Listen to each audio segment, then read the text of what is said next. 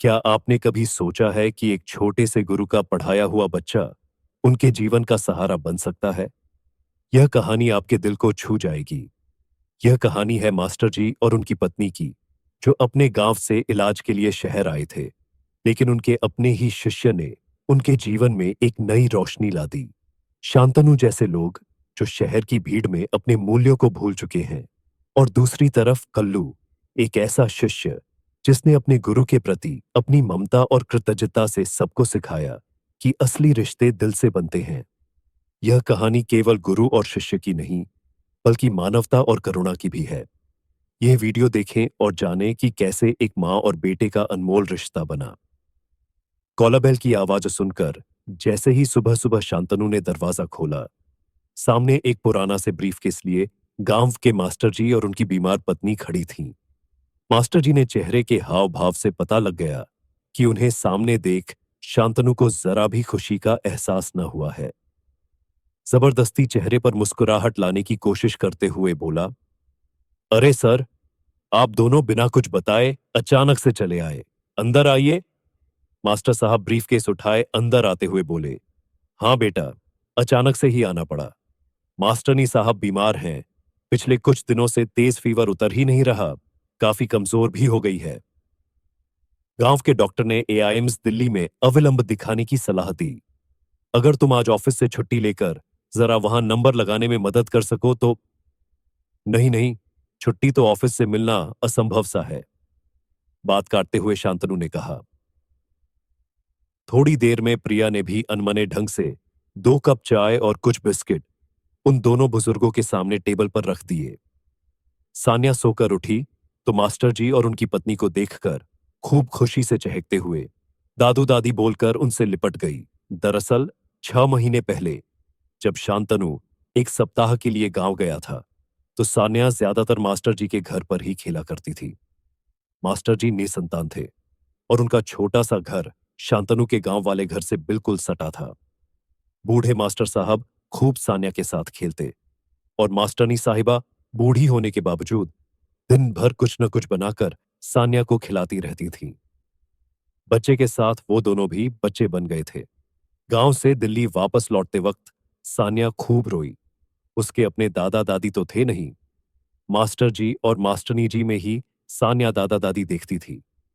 जाते वक्त शांतनु ने घर का पता देते हुए कहा कि कभी भी दिल्ली आएं तो हमारे घर जरूर आएं, बहुत अच्छा लगेगा। दोनों बुजुर्गों की आंखों से सान्या को जाते देख आंसू गिर रहे थे और जी भर भर आशीर्वाद दे रहे थे। कुल्ला करने जैसे ही मास्टर जी बेसिन के पास आए, प्रिया की आवाज सुनाई दी, क्या जरूरत थी तुम्हें? इनको अपना पता देने की दोपहर को मेरी सहेलियां आती हैं, उन्हें क्या जवाब दूंगी? और सान्या को अंदर ले आओ, कहीं बीमार बुढ़िया मास्टरनी की गोद में बीमार न पड़ जाए।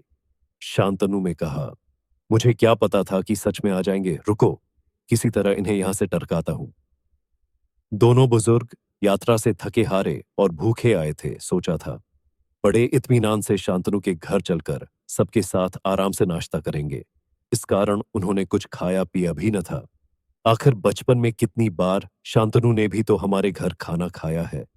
उन्होंने जैसे अधिकार से उसे उसकी पसंद के घी के आलू पराठे खिलाते थे।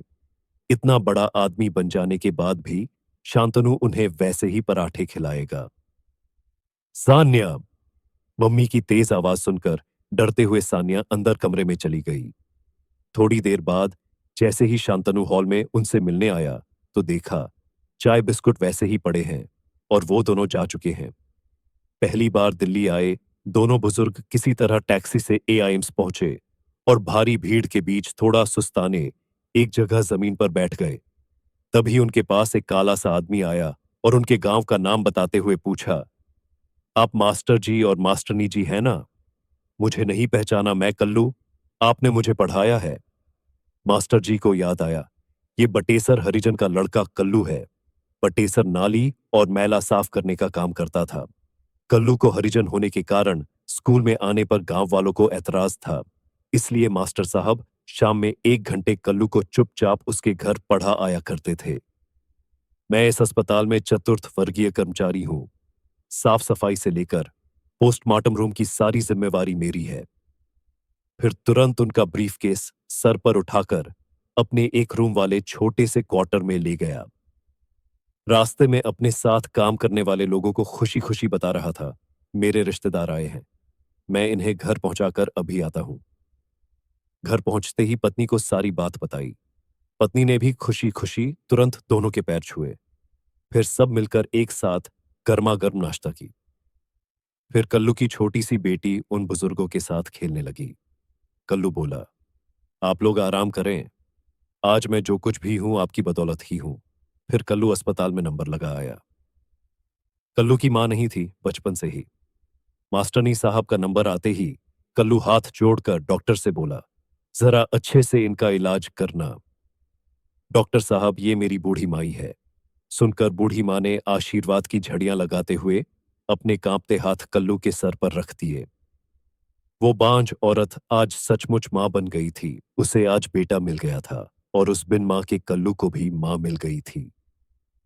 ये कहानी केवल मास्टर जी और उनके शिष्य की नहीं, बल्कि यह सिखाती है कि हमारे छोटे से प्रयास किसी के जीवन में कितना बड़ा बदलाव ला सकते हैं। अगर आपको कहानी पसंद आई हो तो इसे लाइक करें, शेयर करें और चैनल को सब्सक्राइब करें।